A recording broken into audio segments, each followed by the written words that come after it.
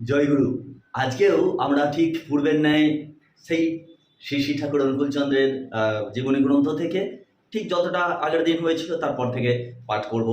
ভক্তি ভরে শুনবেন এইটুকু কামনা রেখে আজকে পাঠ শুরু করি। আর একটা কথাই, যদি আমাদের চ্যানেলটা আপনার ভালো লেগে থাকে তাহলে অবশ্যই চ্যানেলটাকে সাবস্ক্রাইব করে সঙ্গে থাকবেন, আর হাইপ এসে গেলে হাইপ দেবেন।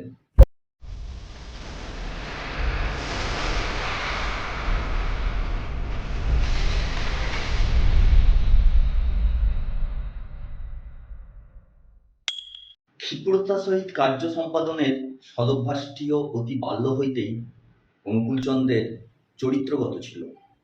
দীর্ঘসূত্রতা তিনি মোটেই পছন্দ করিতেন না। তাহা যে সময়ে করণীয় তাহা তড়িৎ বেগে তৎক্ষণাৎ নিখুঁতভাবে সম্পাদন করিতে তিনি বিশেষ অভ্যস্ত ছিলেন। বালক কখনো ধীর মন্থর গতিতে চলিতে জানিতেন না, অর্থাৎ সবসময় ছুটে চলতেন। অতি দ্রুত বেগে এবং অন্যের তুলনায় একরূপ দৌড়াইয়াই তিনি সাধারণত চলাফেরা করিতেন। এ সম্বন্ধে বাল্যস্মৃতির আলোচনা প্রসঙ্গে তিনি একদিন বলিতেছিলেন, ছোটবেলা থেকেই আমি দ্রুত চলনে অভ্যস্ত ছিলাম।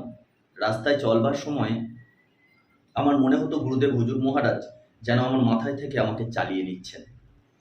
অনুকূলচন্দ্র অত্যন্ত লোকসঙ্গ প্রিয় এবং নির্দোষ আমোদ প্রমোদ একান্ত অনুরাগী ছিলেন। বিদ্যালয়ে অধ্যয়নকালে ছুটির দিনে তিনি প্রায়শই বন্ধুগণকে লইয়া গীতবাদ্যের আসর জমাইতেন। নিজে যাত্রা থিয়েটারের পালা রচনা করিতেন, নিজেই তাহার প্রধান প্রধান ভূমিকায় অভিনয় করিতেন এবং দলের অপর সকলকে সযত্নে অভিনয় কৌশল শিক্ষা দিতেন। পাবনা ইনস্টিটিউশনে চতুর্থ শ্রেণীতে অধ্যয়ন করিবার সময় তিনি অমিত্র ছন্দে দেবযানী নামক একখানি ষষ্ঠাঙ্ক নাটক রচনা করত বন্ধুগণকে লইয়া তাহার অভিনয় করিয়াছিলেন। গ্রামবাসীগণ এই অভিনয় দর্শনে অতীব প্রীত হইয়া তাহার খুবই সুখ্যাতি করিয়াছিলেন। নাট্যকলার ন্যায় সঙ্গীত শিল্প তাহার অধিকার ছিল। সুমধুর কণ্ঠসঙ্গীতের জন্য তিনি সকলের বিশেষ প্রশংসা ভাজন ছিলেন। বালক অনুকূলচন্দ্রের কাব্যানুরাগও কম ছিল না। বিদ্যালয় জীবনের কতিপয় বৎসরের মধ্যে তিনি বহু কবিতা ও সঙ্গীত এবং কয়েকটি নাটক রচনা করিয়াছিলেন।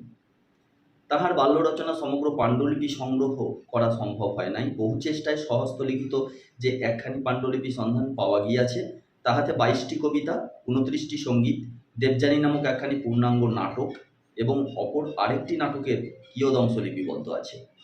উক্ত পাণ্ডুলিপির স্থানে স্থানে 7th মে 1905 এই তারিখটি রবার স্ট্যাম্পে মুদ্রিত রহিয়াছে। কোনো কোনো কবিতা ও সঙ্গীতের শীর্ষস্থানে রচনার বিষয়বস্তু এবং পাদদেশে লেখক অনুকূলচন্দ্রের পূর্ণ নামটি ইংরেজিতে লিখিত আছে। এই অধ্যায়ে নানা প্রসঙ্গে তাহার রচিত কয়েকটি কবিতা এবং সঙ্গীত উদ্ধৃত করা হইয়াছে।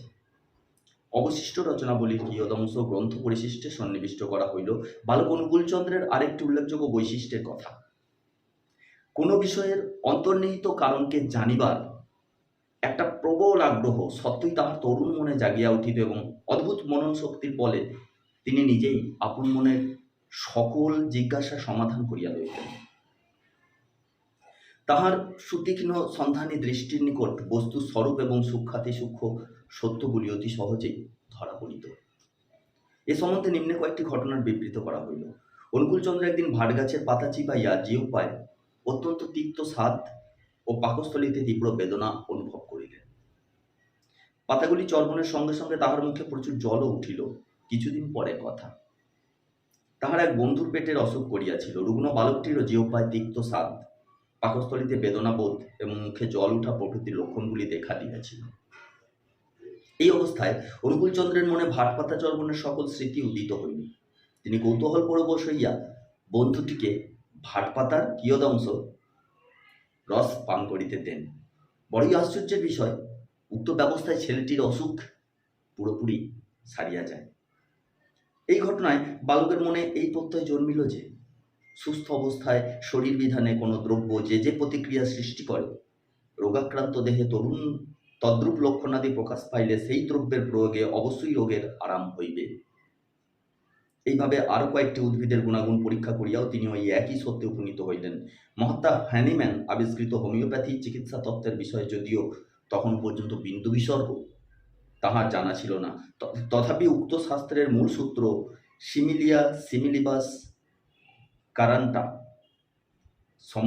সম্যং সময়তি, এই মহাসত্যটি বালক তাহার নিরীক্ষণ ও মনন শক্তির বলে কেমন সহজেই ধরিয়া লইতে সমর্থ হইয়াছিলেন।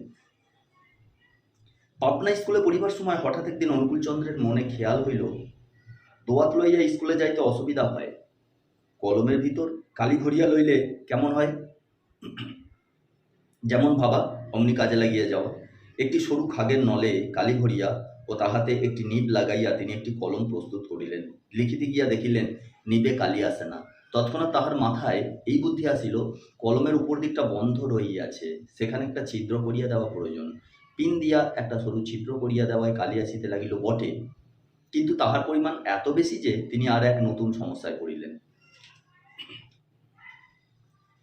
এইবার চিন্তা করিয়া ছিদ্রপথে একটি আলপিন বসাইয়া তাহা নাড়িয়া চাড়িয়া কালির প্রবাহ নিয়মিত করিবার ব্যবস্থা করিলেন। এইরূপ নানাভাবে কিছুকাল চেষ্টার ফলে তিনি অবশেষে কাজ চলার উপযোগী একটি সুন্দর কলম তৈয়ারি করিয়া ফেলিলেন। কতকাল পূর্বের কথা, তখন ফাউন্টেন পেন তিনি চোখেও দেখেন নাই, কিন্তু ঐরূপ একটি কলম নির্মাণের কৌশল কত সহজে তাহার বুদ্ধির কাছে ধরা পড়িয়াছিল। অনুকূলচন্দ্রের বয়ক্রম তখন 10 বৎসর। একবার পিতার সহিত আমিরাবাদ ঢাকায় যাত্রাকালে কিছু পথ তাহাকে স্টিমার যোগে গমন করিতে হইয়াছিল।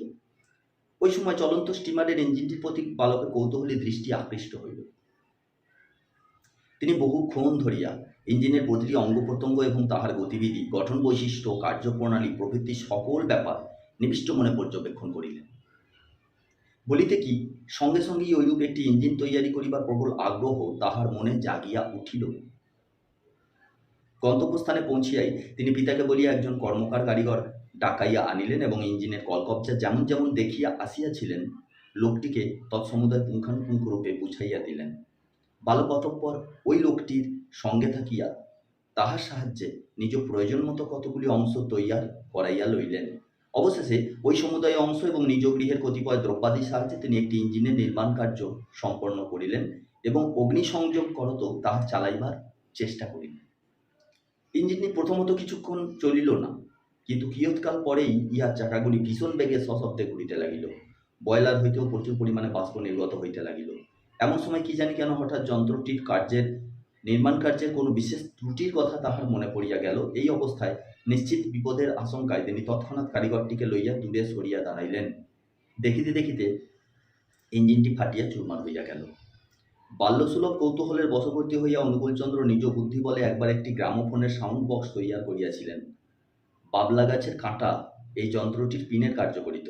আশ্চর্যের বিষয়, ইহার সাহায্যে গ্রামোফোন রেকর্ড বেশ সুন্দরভাবেই বাজানো চলিত। আরেকটি ঘটনার কথা অনুকূলচন্দ্র নিজেই নিম্নধৃত বিবরণ দুইটিতে বিবৃত করিয়াছেন, যথা: ছোটবেলা থেকে দেখতাম পৃথিবীতে নানা রকমের গাছ, মনে হতো এক মাটি থেকে এতগুলো গাছ হলো কি করে। এ নিয়ে জঙ্গলের ভিতর বসে কেবল চিন্তা করতাম। কিছু মীমাংসা করতে না পেরে মাঝে মাঝে কেঁদে ফেলে দিতাম আর কেবল নাম করে যেতাম। মনে হতো যদি কোনো দেবতা এসে আমার প্রশ্নের মীমাংসা করে দেন। মাটি খুঁড়ে মূল তুলে ফুল, পাতা, ডাল, গাছের প্রত্যেকটি অংশ তন্ন তন্ন করে কারণ অনুসন্ধান করতাম আর নাম করতাম। হঠাৎ আমার বোধে এলো, তাই তো, বীজগুলি যে স্বতন্ত্র, তাই গাছগুলোও পৃথক পৃথক রকমের হয়েছে। ছোটবেলা থেকে আমার দৃষ্টিটা বড় সন্ধানী দৃষ্টি। শ্রী ঠাকুরের কথায় যা দেখব, শুনবো, বুঝবো, তা পুরোপুরি না দেখলে, না শুনলে, না বুঝলে আমার কিছুতেই তৃপ্তি হয় না। ছেলেবেলায় বাগানে দেখি কত রকমের গাছ, এ সম্ভব হয় কি করে? ভেবে আর কিনারা পাই না। শেষটা একদিন বাগানে যেয়ে ছোট ছোট অনেক গাছপালা উপরে উপরে দেখলাম। পরে বুঝলাম মাটি এক হলেও বীজ আলাদা, তাই এক মাটি হলেও গাছের চেহারা আলাদা হয়, ফল আলাদা হয়, আর বীজগুলিও হয় যে বীজ থেকে ওই গাছ হয়েছে ওই বীজেরই মতন, যদিও মাটির প্রকৃতি অনুযায়ী গাছের স্পেসিসের উৎকর্ষ অপকর্ষ হতে পারে। মানুষগুলিও ওই রকম।